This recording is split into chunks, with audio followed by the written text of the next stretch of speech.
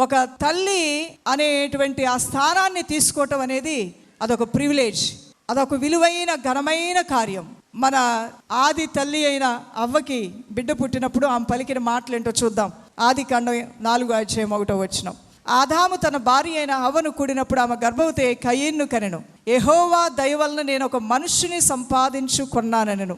సంపాదన అంటే పిల్లలు రావట్లే ఈరోజు దృష్టిలో. సంపాదన అనగానే జీతం వస్తుంది, సంపాదన అనగానే చిరచరాస్తులు వస్తున్నాయి, సంపాదన అనగానే మనం ఏం కలిగి ఉన్నాము అనేది మనకి జ్ఞాపకం వస్తుంది. ఈ రోజున మనం మరొక విషయాన్ని జ్ఞాపకం చేస్తాం. సంపాదన అంటే మన పిల్లలే మన సంపాదన.